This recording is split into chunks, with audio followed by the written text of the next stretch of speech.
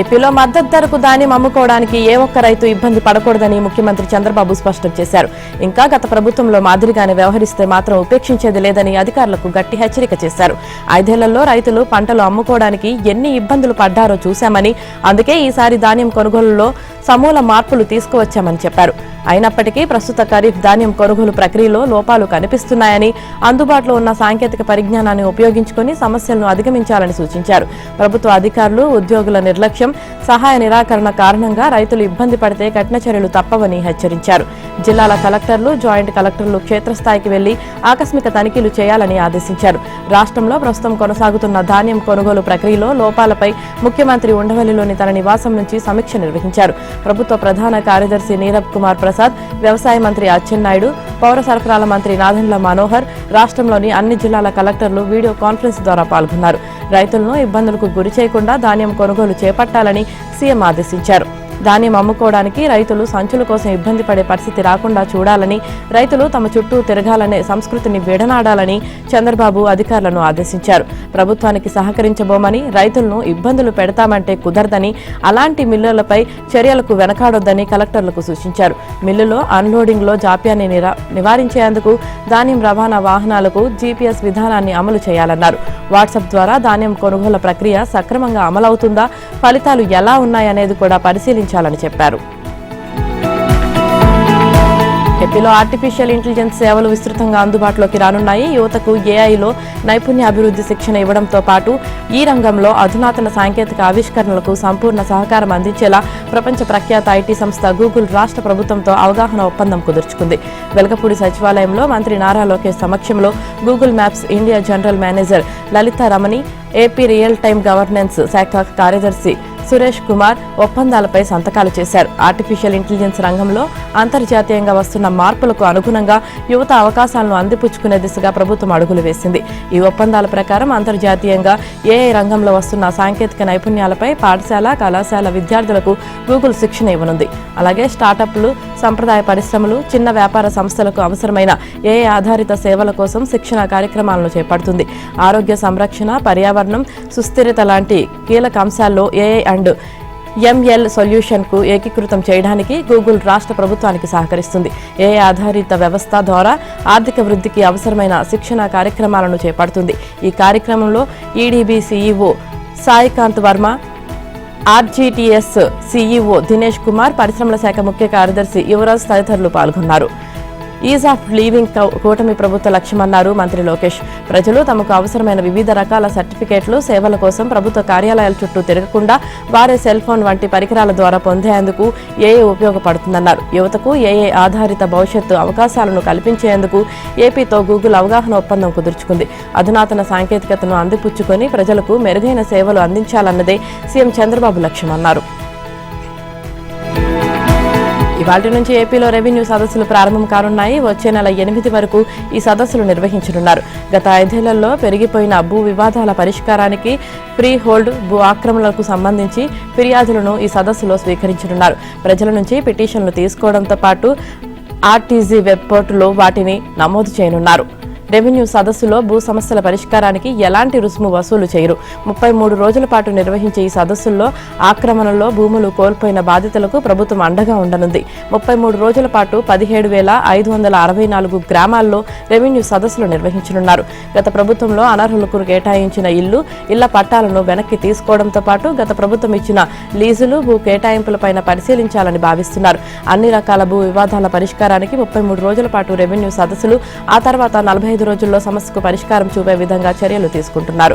గతంలో ఎన్నడూ లేని విధంగా భూ వివాదాల ఫిర్యాదులు భారీగా పెరిగిపోయాయి. వీటిని పరిష్కరించేందుకు సీఎం చంద్రబాబు ప్రతి నెల సమీక్షలు నిర్వహించడంతో పాటు శాశ్వత పరిష్కారానికి రెవెన్యూ సదస్సులు నిర్వహించాలని నిర్ణయించారు. సచివాలయాలు లేని చోట ఈ సదస్సులను గ్రామ పంచాయతీల్లో నిర్వహించాలని నిర్ణయించారు. 5 ఏళ్లలో వైసీపీ పాలనలో జరిగిన కబ్జాలు, దందాలు, వసూళ్లు నిగ్గు తేల్చి బాధితులకు న్యాయం చేసి దోషులను దండించేలా కూటమి ప్రభుత్వం పకడ్బందీగా అడుగులు వేస్తుంది. తాడేపల్లిలో మకాం వేసి చక్రం తిప్పిన పెద్దల నుంచి గల్లీ నేతల వరకు జరిపిన అరాచకాలపై ఒక నివేదిక సిద్ధమైంది. వైసీపీ 5 ఏళ్ల ఆక్రమణలు గుట్టురట్టు చేసేందుకు సీఎం చంద్రబాబు ఆదేశాలతో 2 నెలల కిందటే విజిలెన్స్ అండ్ ఎన్ఫోర్స్మెంట్ విభాగం రంగంలోకి దిగింది. వైసీపీ పాలనలో ప్రభుత్వ ఆదాయానికి జరిగిన నష్టం నుంచి సామాన్య ప్రజలకు జరిగిన కష్టాల వరకు అనేక కోణాల్లో విజిలెన్స్ సమగ్ర నివేదిక ఇచ్చింది. వీటిని అంశాల వారీగా వర్గీకరించి దేనిపై ఎలాంటి చర్యలు తీసుకోవాలో నిర్ణయించాలని ఏపీ ప్రభుత్వం భావిస్తుంది. దీనికోసం ఐపీఎస్ అధికారి వినీత్ బ్రిజ్వాల్ నేతృత్వంలో సిట్ నియంత్రించినట్లు తెలుస్తుంది. దీనిపై రేపో మాపో ఉత్తర్వులు వెలువడనున్నాయి. విజిలెన్స్ సిబ్బంది అన్ని జిల్లాలకు వెళ్లి ఇతర విభాగాల అధికారులతో కలిసి ఆయా అంశాలపై ఆరా తీశారు. 2 నెలల పాటు శ్రమించి నివేదికను సిద్ధం చేసి ప్రభుత్వానికి సమర్పించారు. దీనిపై సిట్ను నియమించి బాధితులకు న్యాయం చేయాలని ప్రభుత్వం నిర్ణయించుకుంది. సెకీని అడ్డుపెట్టుకుని గౌతమ్ అదానీతో 7,000 మెగావాట్ల సౌర విద్యుత్ కొనుగోలు ఒప్పందం చేసుకున్న వైఎస్ జగన్మోహన్ రెడ్డిపై కేసు నమోదు చేసి దర్యాప్తు చేపట్టాలని ఏసీబీను ఏపీసీసీ అధ్యక్షురాలు వైఎస్ షర్మిల కోరారు. విజయవాడలోని ఏసీబీ ప్రధాన కార్యాలయంలో ఏసీబీ జాయింట్ డైరెక్టర్ రజనీని కలిసి వినతి పత్రాన్ని అందజేశారు. రాష్ట్రంలో స్వయం ప్రతిపత్తి కలిగిన ఏసీబీని పంజరంలో చిలుకల బందీని చేశారని ఆరోపిస్తూ పంజరంలో చిలుకలను పట్టుకొని మరీ షర్మిల ఆరోపించారు. అదానీపై చర్యలెందుకు తీసుకోవడం లేదని చంద్రబాబును ప్రశ్నించారు. అదానీ బీజేపీ మనిషి అని, మోదీతో కూటమికి అనుబంధం ఉందని, అందుకే అదానీకి మోదీకి భయపడుతున్నారని, అదానీని కాపాడుతున్నారని ఆరోపించారు. అమెరికా దర్యాప్తు సంస్థ చెబితే గానీ అదానీ అవినీతి, జగన్ ముడుపుల వ్యవహారం బయటకు రాలేదన్నారు. ఈ అవినీతిని బయట పెట్టడం సీబీఐకి చేత కాదా, మోదీ చేతకానివాడా అని నిలదీశారు. సౌర విద్యుత్ కొనుగోలు వ్యవహారంలో జగన్ పైన, ఒప్పందాలపైన దర్యాప్తు చేయాలంటూ ఏసీబీకి ఫిర్యాదు చేశామని చెప్పారు. కానీ రాష్ట్రంలో ఏసీబీని బందీని చేశారని ఆరోపించారు. టీడీపీ పంజరంలో ఏసీబీ బందీ అయ్యింది. ఆ పంజరం నుంచి వెంటనే విడుదల చేయాలి. ఏసీబీ జగన్ లంచాల వ్యవహారాన్ని బయట పెట్టాలని డిమాండ్ చేశారు. ఇప్పటికే రాష్ట్ర ప్రజల నెత్తిన విద్యుత్ ఛార్జీల భారాన్ని పెట్టారని, అదానీ డీల్తో మరో 1,50,000 కోట్ల భారం పడుతుందని ఆమె ఆరోపించారు. రాజకీయ ప్రయోజనాలను చంద్రబాబు పక్కన పెట్టాలన్నారు. జగన్ తన సొంత ప్రయోజనాల కోసం డీల్ చేసుకున్నారని విమర్శించారు.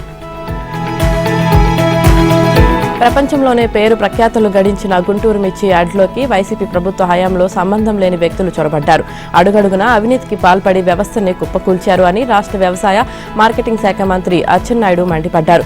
గుంటూరులోని మార్కెటింగ్ కమిషనరేట్లో ఉన్నత స్థాయి సమావేశం నిర్వహించారు. మిర్చి యార్డు అవినీతిపై కూటమి ప్రభుత్వం అధికారంలోకి రాగానే విజిలెన్స్ విచారణ వేశామన్నారు. ఆ శాఖ ఇప్పటికే విచారణ పూర్తి చేసి నివేదిక రూపొందించింది. నివేదిక అందగానే ఎవరెవరు ఈ కుంభకోణంలో భాగస్వామ్యమై ఉన్నారో నిర్ధారించి చర్యలు తీసుకుంటామని అచ్చెన్నాయుడు అన్నారు. 5 ఏళ్ల వైసీపీ పాలనలో రాష్ట్రాన్ని అప్పటి సీఎం జగన్ సర్వనాశనం చేశాడు. వ్యవసాయాన్ని తాళంతో బిగించి వ్యవస్థని చిన్నాభిన్నం చేశాడు. ఇప్పుడు నానాయాగి చేస్తూ నంగనాచి మాటలు మాట్లాడుతున్నారని విమర్శించారు. రైతుల సమస్యలపై ఆందోళన చేస్తానని చెప్పడానికి జగన్కు సిగ్గుందా అని విమర్శించారు. తాము పీఎం ఫసల్ బీమాని రైతులందరికీ 3% చెల్లింపుతోనే అమలు చేస్తున్నామన్నారు. తొలిసారిగా మామిడి పంటకు కూడా ఈ బీమా పథకాన్ని వర్తింపు చేస్తున్నామన్నారు. ధాన్యం కొనుగోళ్ల మీద అరుస్తున్నావు, నువ్వు ధాన్యం కొని 5 నెలల పాటు చిల్లి గవ్వ కూడా రైతులకు చెల్లించలేదని ఎద్దేవా చేశారు. తాజాగా ఫెంగల్ తుఫానుతో తడిసిన ధాన్యం మొత్తం కొనుగోలు చేసి రైతును ఆదుకునేందుకు నిర్ణయించామని మంత్రి అచ్చెన్నాయుడు తెలిపారు. సమావేశానికి ఎమ్మెల్యేలు Burla Ramanjaneyulu, Nazeer Ahmed, Galla Madhavi, marketing principal secretary Burthi Rajasekhar, commissioner Vijay Sunitha హాజరయ్యారు. బియ్యం అక్రమ రవాణాపై ఇప్పటి వరకు 1,066 కేసులు నమోదు చేశామని ఏపీ పౌర సరఫరాల శాఖ మంత్రి నాదెండ్ల మనోహర్ తెలిపారు. ఇప్పటి వరకు 1,20 టన్నుల బియ్యం అక్రమ రవాణా జరిగిందన్నారు. రైస్ మిల్లర్ల అసోసియేషన్ ప్రభుత్వంతో కలిసి పనిచేయాలని సూచించారు. విశాఖ కలెక్టరేట్లో ప్రాంతీయ పౌర సరఫరాల శాఖపై జరిగిన సమీక్షకు మంత్రి నాదెండ్ల మనోహర్ ముఖ్య అతిథిగా హాజరయ్యారు. ఉత్తరాంధ్రలో ధాన్యం కొనుగోలు చేస్తున్నామన్నారు. ఒక్క ఉత్తరాంధ్రలోనే 1.69 లక్షల మెట్రిక్ టన్నుల ధాన్యం కొన్నామన్నారు. రైతుల ఖాతాల్లో 24 గంటల్లోనే నగదు జమ చేశామన్నారు. విశాఖ, కృష్ణపట్నం పోర్టుల కంటే 2 బియ్యం కాకినాడ పోర్టు నుంచి తరలిపోయింది. కాకినాడ పోర్టు ద్వారా బియ్యం అక్రమ రవాణాలో కొందరు సీనియర్ అధికారుల పాత్ర ఉందన్నారు. విశాఖ పోర్టు పైన దృష్టి పెట్టాలని అధికారులను ఆదేశించామని మంత్రి నాదెండ్ల తెలిపారు. కాకినాడ కలెక్టర్ ఆధ్వర్యంలో స్టెల్లా షిప్లో అణువణువు తనిఖీ జరుగుతోంది. రేషన్ బియ్యం అక్రమ రవాణాపై సిబిసిఐడి విచారణను ఆదేశించామన్నారు. ఇప్పటి వరకు 729 మందిని, 102 వాహనాలను సీజ్ చేశామన్నారు. అక్రమార్కులపై పీడీ యాక్ట్ నమోదు చేస్తామని నాదెండ్ల హెచ్చరించారు. అసెంబ్లీలో ప్రధాన ప్రతిపక్ష నేత కుర్చీ ఖాళీగా ఉండటం రాష్ట్రానికి మంచిది కాదని తెలంగాణ సీఎం రేవంత్ రెడ్డి మాజీ ముఖ్యమంత్రి కేసీఆర్కు హితవు పలికారు. గడిచిన 10 ఏళ్లలో రాష్ట్రంలో అధికార, విపక్షాలు అంటే భారత్, పాకిస్తాన్ మాదిరిగా కొట్లాడుకునే వైరి వర్గాల తరహాగా తయారైందని ఆయన ఆవేదన వెల్లబుచ్చారు. శాసనసభ శీతాకాల సమావేశాలకు కేసీఆర్ హాజరై ప్రభుత్వాన్ని ప్రశ్నించాలని కోరారు. ప్రజల సమస్యలపై సభలో చర్చ పెట్టాలని ఆయన చుతరతను ముఖ్యమంత్రిగా కేంద్ర మంత్రిగా పనిచేసిన అనుభవాన్ని ఉపయోగించి ప్రభుత్వానికి సలహాలు సూచనలు ఇవ్వాలని సూచించారు. సచివాలయంలో ఉప ముఖ్యమంత్రి మల్లు భట్టి విక్రమార్క, మంత్రులు పొంగిలేటి, పొన్నం, జూపల్లి, కృష్ణారావుతో కలిసి ఇందిరమ్మ ఇళ్ల యాప్ను ఆవిష్కరించారు. రాష్ట్రంలో పాలక ప్రతిపక్షాలు కలవకుండా చేసింది కేసీఆర్ఏనని, ఇరుపక్షాలను శత్రుదేశ సైనికుల్లా మార్చివేశారని సీఎం రేవంత్ రెడ్డి ఆవేదన వ్యక్తం చేశారు. ఇప్పటికైనా ఆయనలో మానసిక పరివర్తన రావాలని అభిప్రాయపడ్డారు. సచివాలయంలో ఈ నెల 9వ తేదీన నిర్వహించనున్న తెలంగాణ తల్లి విగ్రహావిష్కరణ కార్యక్రమానికి కేసీఆర్ను ఆహ్వానించనున్నట్లు సీఎం రేవంత్ తెలిపారు. అలాగే కేంద్ర మంత్రులు బండి సంజయ్, కిషన్ రెడ్డి, ఎంఐఎం, సిపిఐ, ఇతర ప్రతిపక్ష నేతలకు కూడా ఆహ్వానించనున్నట్లు చెప్పారు. ఇందిరమ్మ ఇళ్ల యాప్ను ఆవిష్కరించిన సీఎం ఈ పథకం కింద ప్రతి శాసనసభ నియోజకవర్గానికి 3,500 ఇళ్ల చొప్పున రాష్ట్రంలో ఏడాదిలో 4.50 లక్షల ఇందిరమ్మ ఇళ్ల నిర్మాణాన్ని ప్రారంభిస్తామని తెలిపారు. ఇందులో భాగంగా ప్రతి ఇంటికి 5 లక్షలు ఇస్తున్నామని, దేశంలో ఇంత మొత్తం కేటాయిస్తున్న రాష్ట్రం తెలంగాణనని స్పష్టం చేశారు. వచ్చే 2 ఏళ్లలో హైదరాబాద్లో ప్రస్తుతం ఉన్న 3,000 డీజిల్ ఆర్టీసీ బస్సులను నగరం నుంచి బయటకు ఓఆర్ఆర్ ఆవలకు తరలిస్తామని సీఎం రేవంత్ పేర్కొన్నారు. డీజిల్ బస్సులను తొలగించగానే వెంటనే 3,000 ఎలక్ట్రిక్ బస్సులను ప్రవేశపెడతామని చెప్పారు. డీజిల్ బస్సులు సహా డీజిల్ ఆటోలను కూడా ఓఆర్ఆర్ బయటకు పంపిస్తామన్నారు. ఈవీ వాహనాల వినియోగాన్ని పెంచేందుకు రాయితీలు అమలు చేస్తామని, ఎలక్ట్రిక్ ఆటోలు కొన్నవారికి రాయితీలు ఇచ్చేందుకు ప్రణాళికలు రూపొందిస్తున్నామని చెప్పారు. కాలం చెల్లిన వాహనాలను స్క్రాపింగ్కు తరలిస్తామని, ఢిల్లీ తరహాలో హైదరాబాద్ కాలుష్య కోరల్లో చిక్కుకోకుండా వచ్చే 2 ఏళ్లలో ఈ విధానాన్ని అమలు చేసి తీరుతామని స్పష్టం చేశారు. ప్రజాపాలన విజయోత్సవాల్లో భాగంగా రవాణా శాఖ, టీజీఎస్ఆర్టీసీ సంయుక్తంగా ఏర్పాటు చేసిన కార్యక్రమంలో సీఎం పాల్గొన్నారు. ఢిల్లీలో కాలుష్య సమస్య కారణంగా కేంద్ర మంత్రి గడ్కరీ తాను ఢిల్లీకి వస్తే అనారోగ్యానికి గురి కావాల్సి వస్తుందని ప్రకటించిన విషయాన్ని రేవంత్ ప్రస్తావిస్తూ, దేశంలో ఇతర నగరాల్లో ఉత్పన్నమవుతున్న సమస్యలు హైదరాబాద్లో ఏర్పడకుండా రక్షించుకోవాల్సిన బాధ్యత అందరిపైన ఉందని పేర్కొన్నారు. కార్యక్రమంలో రవాణా శాఖ నూతన రూపొందించిన లోగోను సీఎం ఆవిష్కరించారు. మహిళలకు ఉచిత బస్సు ప్రయాణానికి ఉద్దేశించిన మహాలక్ష్మి పథకం ఆర్టీసీలో వెలుగును నింపుతుందని సీఎం పేర్కొన్నారు. ఛార్జీల మొత్తం 3,902,031 కోట్ల చెక్కును అందజేశారు. మృతి చెందిన ఆర్టీసీ ఉద్యోగుల కుటుంబ సభ్యులకు కారుణ్య నియామకాల కింద ఉద్యోగ పత్రాలను అందజేశారు. బీఆర్ఎస్ ఎమ్మెల్యే పాడి కౌశిక్ రెడ్డిని బంజారాహిల్స్ పోలీసులు అరెస్టు చేశారు. ఆయన అరెస్టుకు ముందు తర్వాత హైడ్రామా నెలకొంది. కౌశిక్ రెడ్డి అరెస్టును అడ్డుకునేందుకు కొండాపూర్లోని ఆయన నివాసానికి వచ్చిన మాజీ మంత్రి హరీష్ రావు సహా బీఆర్ఎస్ నేతలను వచ్చిన వారిని వచ్చినట్లుగా పోలీసులు అరెస్టు చేశారు. తన ఫోన్ ట్యాపింగ్కు గురవుతుందని, ఇందుకు CM Revanth, intelligence chief Shivadhar Reddy కారణమని ఫిర్యాదు చేసేందుకు బుధవారం కౌశిక్ రెడ్డి బంజారాహిల్స్ ఠాణాకు చేరుకున్నారు. అదే సమయంలో సీఐ రాఘవేంద్ర తన వాహనంలో బయటకు వెళ్తున్నారు. గమనించిన కౌశిక్ రెడ్డి తన కారుతో సీఐ వాహనాన్ని అడ్డుకున్నాడు. తన ఫిర్యాదు స్వీకరించాలని కోరారు. ముఖ్యమైన పని మీద బయటకు వెళ్తున్నానని, స్టేషన్లో మిగతా సిబ్బందికి ఫిర్యాదు ఇవ్వాలని సీఐ సమాధానం ఇచ్చినా కౌశిక్ రెడ్డి వినిపించుకోలేదు. ఆయనతో వాగ్వాదానికి దిగారు. దీనిపై సీఐ రాఘవేంద్ర ఇచ్చిన ఫిర్యాదు మేరకు బంజారాహిల్స్ పోలీసులు పలు సెక్షన్ల కింద కేసులు నమోదు చేశారు. పోలీసుల భారీ బందోబస్తుతో కొండాపూర్లోని కౌశిక్ రెడ్డి నివాసానికి వెళ్లిన ఆయన్ను, మరో 20 మంది బీఆర్ఎస్ కార్యకర్తలను బంజారాహిల్స్ పోలీసులు అదుపులోకి తీసుకున్నారు. అంతకుముందు విషయం తెలియడంతో కౌశిక్ రెడ్డి ఇంటికి హరీష్ రావు వెళ్లారు. ఎఫ్ఐఆర్ ఉందా, నోటీసులు ఇచ్చారా అని పోలీసులను హరీష్ ప్రశ్నించారు. ఎఫ్ఐఆర్ ఉన్నందున నోటీసులు ఇవ్వాల్సిన అవసరం లేదని పోలీసులు చెప్పారు. ఎఫ్ఐఆర్ చూపించాలని అడగగా ప్రస్తుతం తమ దగ్గర లేదని చెప్పిన పోలీసులు అక్కడి నుంచి హరీష్ ను అదుపులోకి తీసుకుని గచ్చిబౌలి పోలీస్ స్టేషన్ కు తరలించారు. ఈ క్రమంలో కౌశిక్ ఇంటి వద్ద హరీష్ అభిమానులు ఆందోళన చేయడంతో కాస్త ఉద్రిక్తత నెలకొంది. హరీష్ అరెస్టును నిరసిస్తూ సిద్దిపేట జిల్లా కేంద్రంలో సీఎం రేవంత్ రెడ్డి దిష్టిబొమ్మను బీఆర్ఎస్ కార్యకర్తలు దహనం చేశారు. మెదక్ జిల్లా నర్సాపూర్ జాతీయ రహదారిపై ఎమ్మెల్యే సునీతారెడ్డి ఆధ్వర్యంలో కార్యకర్తలు రాస్తారోకో నిర్వహించారు. హరీష్ రావును అన్యాయంగా అరెస్టు చేశారని ఆరోపిస్తూ ఇవాళ నక్లెస్ రోడ్లోని అంబేద్కర్ విగ్రహం వద్ద నిరసనలు చేపట్టేందుకు బీఆర్ఎస్ పిలుపునిచ్చింది. కృష్ణా జలాల పంపిణీపై విచారణలో జాప్యం లేకుండా వెంటనే వాదనలు ప్రారంభించడానికి అవకాశం ఇవ్వాలని జస్టిస్ బ్రీషెస్ కుమార్ ట్రిబ్యునల్ను తెలంగాణ కోరింది. ట్రిబ్యునల్లో దరఖాస్తు దాఖలు చేసింది. దీనికి తెలంగాణ నుంచి ప్రభుత్వ సలహాదారు ఆదిత్యనాథ్ దాస్, సీనియర్ న్యాయవాదులు, కేంద్ర జలవనరుల సంఘం మాజీ చైర్మన్, హైడ్రాలజీ నిపుణుడు చేతన్ పండిట్లు హాజరయ్యారు. ఏపీ తరపున సీనియర్ న్యాయవాదులు జయదీప్ గుప్తా, ఉమాపతి హాజరయ్యారు. ఇక శ్రీశైలం, నాగార్జున సాగర్ ప్రాజెక్టుల ఆపరేషనల్ ప్రోటోకాల్పై ఏపీ దాఖలు చేసిన అఫిడవిట్లో ఏపీ తరపు సాక్షి ఏకే గోయల్ను సీనియర్ న్యాయవాదులు క్రాస్ ఎగ్జామినేషన్ చేశారు. కృష్ణా బేసిన్ పరిధిలో ఉన్న అన్ని రిజర్వాయర్లు ఆపరేషనల్ ప్రోటోకాల్ను సిద్ధం చేయాల్సిందేనా అని తెలంగాణ న్యాయవాదిని ప్రశ్నించగా చేయాల్సిందేనని చెప్పారు. బచావత్ ట్రిబ్యునల్ గంపగుత్త కేటాయింపులు చేసిందా లేదా లేక ప్రాజెక్టుల వారీగా రాష్ట్రాల వారీగా చేసిందా మీ అఫిడవిట్లో తప్పుడు వివరాలు ఉన్నాయి అని ప్రశ్నించగా గంపగుత్త కేటాయింపులు చేసిందని ప్రాజెక్టుల వారీగా ఇదివరకే ఉన్న వినియోగానికి బచావత్ ట్రిబ్యునల్ రక్షణ కల్పించిందని గోయల్ బదులిచ్చారు. కామన్ రిజర్వాయర్లకు 520 టీఎంసీల నీటి అవసరాలు తీర్చడానికి జూరాల నుంచి 342 టీఎంసీల నీటిని విడుదల చేయాలని కోరుతున్నారు కదా, గోదావరి నుంచి కృష్ణా డెల్టాకు తరలించే 80 టీఎంసీల నీటిని పరిగణనలోకి తీసుకున్నాకే ఈ లెక్కలు చెబుతున్నారా అని ప్రశ్నించగా పోలవరం నుంచి కృష్ణా డెల్టాకు తరలించే నీటిని పరిగణనలోకి తీసుకోలేదని గోయల్ తెలిపారు. ఇక ఆపరేషనల్ ప్రోటోకాల్పై క్రాస్ ఎగ్జామినేషన్ను పొడిగించరాదని తెలంగాణ నిర్ణయించడంతో ఇవాళ పూర్తి కానుంది. కాంగ్రెస్ ప్రభుత్వ వైఫల్యాలపై బీజేపీ రేపు హైదరాబాద్ సరూర్ నగర్ స్టేడియంలో బహిరంగ సభకు ఏర్పాట్లు చేస్తుంది. పార్టీ జాతీయ అధ్యక్షుడు జేపీ నడ్డా ముఖ్య అతిథిగా హాజరు కానుండడంతో రాష్ట్ర పార్టీ నాయకత్వం ఈ సభను ప్రతిష్టాత్మకంగా తీసుకుంది. సాయంత్రం 4 గంటలకు నిర్వహించనున్న ఈ సభకు భారీ జన సమీకరణ చేస్తుంది. పార్టీ రాష్ట్ర అధ్యక్షుడు కేంద్ర మంత్రి కిషన్ రెడ్డి, రాష్ట్ర ఇన్ఛార్జ్ సునీల్ బన్సల్ 2 రోజుల కిందట రాజధానితో పాటు ఉమ్మడి రంగారెడ్డి జిల్లా పార్టీ అధ్యక్షులు, సీనియర్ నాయకులతో సభ నిర్వహణపై ప్రత్యేక సమావేశం నిర్వహించారు. 6 అబద్దాలు 66 మోసాలు అన్న నినాదంతో కాంగ్రెస్ వైఫల్యాలను ఎండగట్టాలని బీజేపీ నిర్ణయించింది. కాంగ్రెస్ అంటే కమిటీలు, కమిషన్లు, కాలయాపన అని కేంద్ర మంత్రి బండి సంజయ్ తీవ్రంగా విమర్శించారు.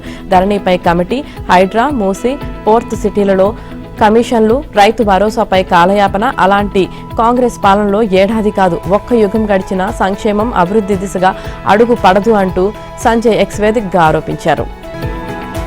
తెలంగాణ సీఎం రేవంత్ రెడ్డిది అబద్దాల పాలన అని బీఆర్ఎస్ వర్కింగ్ ప్రెసిడెంట్ కేటీఆర్ మండిపడ్డారు. పేదింటి ఆడబిడ్డల పెళ్లి కానుకలకు కోత పెట్టిన రేవంత్ మహిళలను కోటీశ్వరులను ఎలా చేస్తారంటూ ఎక్స్ వేదికగా ఆగ్రహం వ్యక్తం చేశారు. మూసీలో ఆడబిడ్డల ఆశల గూడును నేలమట్టం చేస్తున్నారని విమర్శించారు.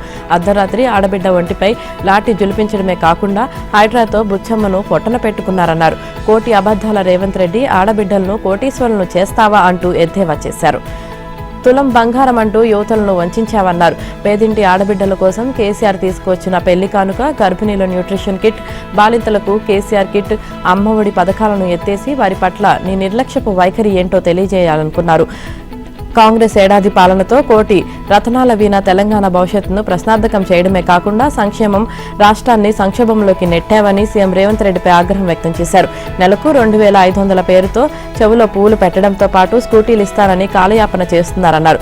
బతుకమ్మ చీరలను బంధు పెట్టిన కారణంగా బతుకమ్మను ఎత్తిన చేతులే నీ భరతం పడతాయి అంటూ కేటీఆర్ ఎక్స్లో వ్యాఖ్యానించారు. మరోవైపు కొచ్చిలో నిర్వహించిన టైకాన్ కేరళ అవార్డుల ప్రధానోత్సవంలో కేటీఆర్ పాల్గొని ప్రసంగించారు.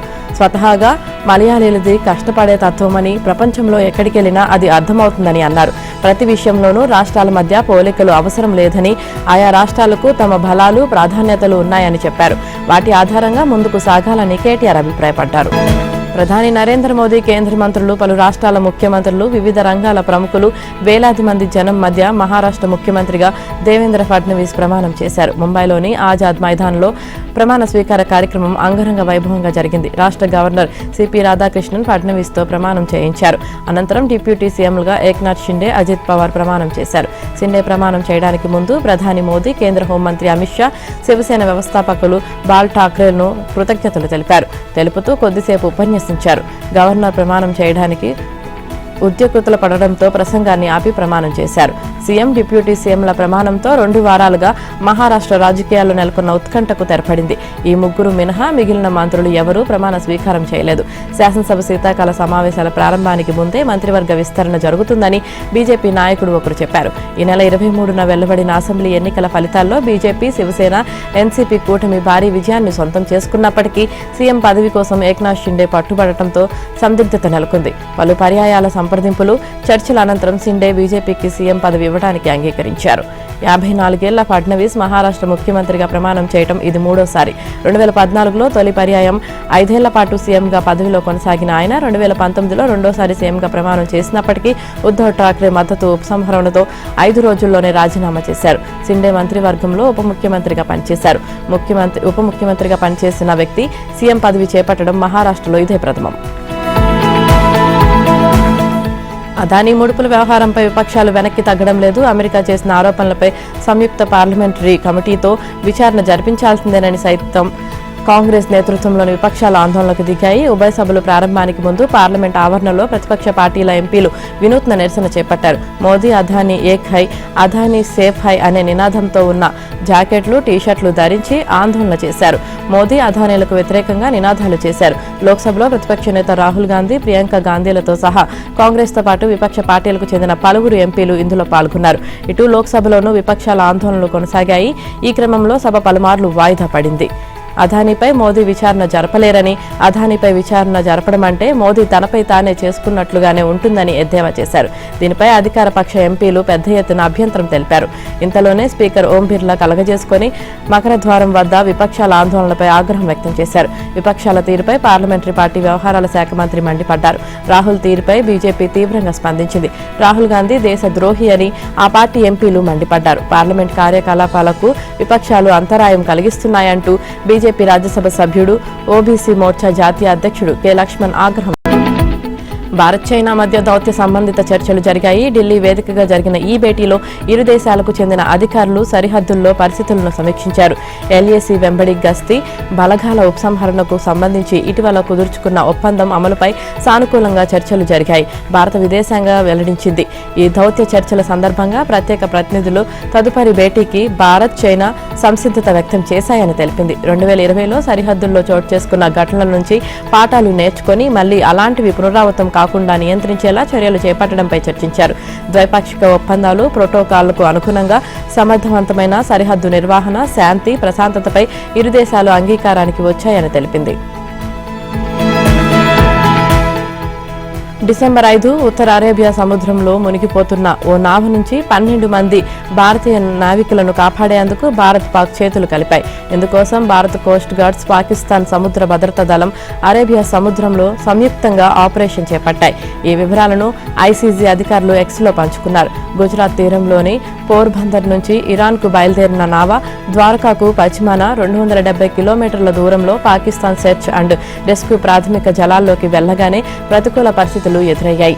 దీంతో నావ మునిగిపోతుండటంతో ముంబైలోని మారిటైమ్ రెస్క్యూ కోఆర్డినేషన్ సెంటర్కు ఎమర్జెన్సీ కాల్ అందింది. ఎంఆర్సీసీ నుంచి గాంధీనగర్లోని కోస్ట్ గార్డ్ వాయువ్య విభాగం ప్రధాన కార్యాలయం పాకిస్తాన్ ఎంఎస్ఏకు సందేశాలు వెళ్లాయి. కోస్ట్ గార్డ్ అధికారులు ఐసీజీఎస్ సార్దిక్ను రంగంలోకి దింపారు. ఆలోగా పీఎంఎస్ఏ సిబ్బంది హెలికాప్టర్ ద్వారా గాలింపు చేపట్టి మునుగుతున్న నావను గుర్తించారు. వాణిజ్య నౌక ఎంవీ కాస్కో గ్లోరీ సిబ్బంది కూడా నౌకను గుర్తించడంతో సాయపడ్డారు. భారత కోస్ట్ గార్డ్ సమయానికి అక్కడికి చేరుకొని నౌకలోని 12 మందిని కాపాడారు. ఉబకాయంతో బాధపడుతున్న పిల్లల సంఖ్య దేశంలో రోజురోజుకి అధికమవుతున్న వేళ యూకే ప్రభుత్వం కీలక నిర్ణయం తీసుకుంది. జంక్ ఫుడ్ గా పరిగణించే పిజ్జా, బర్గర్, పేస్ట్రీ, వాఫీ, ప్యాన్ కేక్, ఫ్రెంచ్ ఫ్రైస్ తదితర ఆహార పదార్థాలు, శీతల పానీయాలు ప్రకటనలు టీవీల్లో పగటిపూట ప్రసారం చేయడంపై నిషేధం విధించింది. ఆయా ప్రకటనలు రాత్రి 9 గంటల తర్వాతే ప్రసారం చేసుకునేందుకు అనుమతిచ్చింది. ఈ మేరకు మార్గదర్శకాలను విడుదల చేసిన ప్రభుత్వం వచ్చే ఏడాది అక్టోబర్ నుంచి ఈ ఆంక్షలను అమలు చేయనుంది. అయితే ఈ నిషేధం కేవలం జంక్ ఫుడ్స్ పై మాత్రమే కానీ ఆహారాన్ని సరఫరా చేసే రెస్టారెంట్లు, వ్యాపార సంస్థలకు వర్తించమన్నారు. ఆయా ప్రకటనలను పిల్లలు చూడకుండా చేయడం వల్ల వారిని జంక్ ఫుడ్ కు కాస్త దూరం చేయవచ్చనేది ప్రభుత్వ ఆలోచన. సిరియాలో మళ్లీ సంక్షోభం ముసురుకుంటోంది. గత కొన్నేళ్లుగా స్తబ్దుగా ఉన్న సిరియాలో మరోసారి తిరుగుబాటు తారాస్థాయికి చేరింది. ఆ దేశ అధ్యక్షుడు బషర్ అల్ అసద్ కు వ్యతిరేకంగా తిరుగుబాటుదారులు విజృంభిస్తున్నారు. 3 రోజుల్లోనే సిరియాలో 2వ అతిపెద్ద పట్టణం అలెప్పోన్స్ కు స్వాధీనం చేసుకున్నారు. ఈ దాడుల వెనుక ఉన్న ప్రధాన సూత్రధారి అబూ మహ్మద్ అల్ జులానీగా ఉన్నట్లు అక్కడి ప్రభుత్వం అనుమానం వ్యక్తం చేస్తున్నారు. అలెప్పో నగరంపై తాజా దాడి వెనుక ఒకప్పటి అల్ ఖైదా అనుబంధ సంస్థ హెచ్టీఎస్ కీలక పాత్ర పోషించింది. సిరియాలోనే అత్యంత పటిష్టమైన తిరుగుబాటు దళంగా హెచ్టీఎస్ ఉంది. ఈ సంస్థ అధిపతే అబుల్ మహ్మద్ అల్ జలానీగా ఉన్నారు. గతంలో జరిగిన రష్యా దాడుల్లో జులానీ మరణించాడని అంతా భావించారు. కానీ అవన్నీ బూటకపు వార్తలేనని తాజాగా తేలింది. ప్రస్తుతం హెచ్టీఎస్ ను అతడే ముందుండి నడిపిస్తున్నాడు. వేలాది మంది తిరుగుబాటుదారులతో కలిసి 2017 ప్రారంభంలో హెచ్టీఎస్ ను స్థాపించాడు. అసద్ నిరంకుశ ప్రభుత్వం నుంచి సిరియాను విముక్తి చేయడమే తమ ప్రధాన లక్ష్యమని హెచ్టీఎస్ చెబుతోంది. సిరియా నుంచి ఇరానియన్లు బహిష్కరించి ఇస్లామిక్ చట్టం ప్రకారంగా నూతనంగా ప్రభుత్వం ఏర్పాటు చేయాలన్నది హెచ్టీఎస్ లక్ష్యంగా అడుగులు వేస్తోంది. బంగ్లాదేశ్ ఇంటర్నేషనల్ క్రైమ్స్ ట్రిబ్యునల్ కీలక ఉత్తర్వులు జారీ చేసింది. మాజీ ప్రధాని షేక్ హసీనా ప్రసంగాలు దేశంలో ప్రసారం కాకుండా నిషేధం విధించింది. ఆగస్టులో దేశవ్యాప్తంగా చోటు చేసుకున్న అల్లర్లలో వందల మంది ప్రాణాలు కోల్పోవడానికి కారణమని ఆమెపై అభియోగాలు ఉన్న నేపథ్యంలో ట్రిబ్యునల్ ఈ నిర్ణయం తీసుకుంది. ఆమె ప్రసంగం వల్ల సామాన్యులు ప్రభావితమయ్యే అవకాశం ఉందని, ఫలితంగా మరోసారి అల్లర్లు చెలరేగే ప్రమాదం ఉందని ట్రిబ్యునల్ వ్యాఖ్యానించింది. అల్లర్ల నేపథ్యంలో తలదాచుకునేందుకు హసీనా భారత్కు వచ్చేశారు. చివరిగా న్యూయార్క్లోని తన మద్దతుదారులను ఉద్దేశించి ఆమె వీడియో లింక్ ద్వారా ప్రసంగించారు. ఆ ప్రసంగం వివిధ ప్రసార మాధ్యమాల్లో వైరల్ అయింది. తీవ్రంగా పరిగణించిన ఐసీటీ హసీనా ప్రసంగాలు న్యాయపరమైన చర్యలకు ఆటంకం కలిగించవచ్చని, లేదంటే సాక్షులను, బాధితులను బెదిరించే అవకాశం ఉందని అభిప్రాయపడింది. దీంతో ఆమె ద్వేషపూరిత ప్రసంగాలను ప్రసారం చేయడంపై నిషేధం విధించింది. విద్యార్థుల ఆందోళనతో అనూహ్య రీతిన ప్రధాని పీఠం నుంచి దిగిపోయిన షేక్ హసీనా ఆగస్టు 5 నుంచి బంగ్లాదేశ్ను వీడి భారత్లో తలదాచుకుంటున్నారు.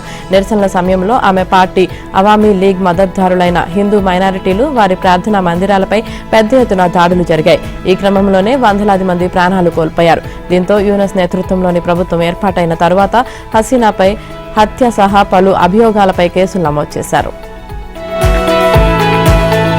ప్రధానమంత్రి నరేంద్ర మోదీ చేపట్టిన భారతదేశమే ముందు, India first, make in India కార్యక్రమాలను రష్యా అధ్యక్షుడు పుతిన్ ప్రశంసించారు. భారత్లో పెట్టుబడులు పెట్టేందుకు ఆసక్తి వ్యక్తం చేశారు. మాస్కోలో నిర్వహించిన 15వ బీటీబీ రష్యా కాలింగ్ ఇన్వెస్ట్మెంట్ ఫోరంలో పుతిన్ పాల్గొని భారత్లో పెట్టుబడులు పెట్టడం లాభదాయకమన్నారు. భారత్లో తయారీ రంగ పరిశ్రమల ఏర్పాటుకు రష్యా కంపెనీలు ఆసక్తిగా ఉన్నాయని చెప్పారు. మేక్ ఇన్ ఇండియా అనేది రష్యాకు చెందిన ఇంపోర్ట్ సబ్స్టిట్యూషన్స్ ప్రోగ్రాం లాంటిదేనని వివరించారు. ఇలాంటి కార్యక్రమాన్నే మేక్ ఇన్ ఇండియా పేరిట మోదీ ప్రారంభించారు. భారత్లో తయారీ కార్యకలాపాలు చేపట్టేందుకు తాము సిద్ధంగా ఉన్నామని, భారత్లో పెట్టుబడులు పెట్టడం లాభదాయకమని పుతిన్ అన్నారు.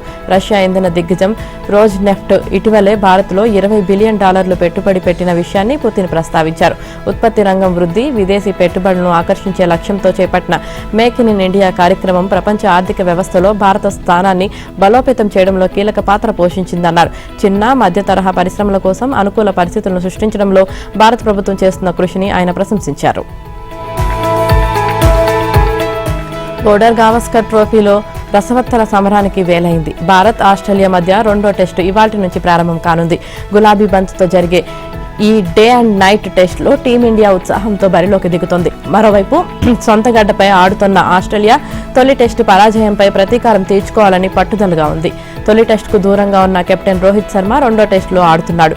గాయం నుంచి కోలుకున్న శుభ్మన్ గిల్ తిరిగి జట్లో చేరడం భారత్కు కలిసొచ్చే అంశం. వీళ్ల చేరికతో బ్యాటింగ్ మరింత బలోపేతమవుతుంది. యశస్వి జైస్వాల్ ఫామ్ భారత్కు బాగా కలిసొచ్చేదే. పరుగుల ఆకలితో ఉన్న ఈ కుర్రాడు మరోసారి మెరవాలని జట్టు ఆశిస్తోంది.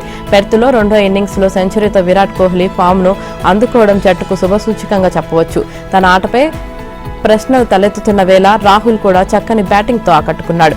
పంత్, యువ ఆల్రౌండర్ నితీష్ కుమార్ రెడ్డి కూడా బాగానే ఆడుతున్నాడు. రోహిత్, గిల్లు అందుబాటులో ఉన్న నేపథ్యంలో జురెల్, పకడ్గిల్కు, పెలియన్కు పరిమితం కాక తప్పదు. ఇక బౌలింగ్లో ఎప్పట్లాగే భారత్ బౌలింగ్ బృందానికి బుమ్రా నాయకత్వం వహించనున్నాడు. మొదటి మ్యాచ్లో అద్భుత బౌలింగ్తో కంగారుల పతనాన్ని శాసించిన అతడిపై భారీ అంచనాలే ఉన్నాయి. బుమ్రాతో సిరాజ్, హర్షిత్ రాణా పేస్ భారాన్ని పంచుకున్నారు. ఆల్రౌండర్ నితీష్ కుమార్ రెడ్డి కూడా తన మీడియం పేస్తో ఉపయోగపడతాడు. ఏకైక స్పిన్నర్గా వాషింగ్టన్ సుందర్ కొనసాగే అవకాశం ఉంది.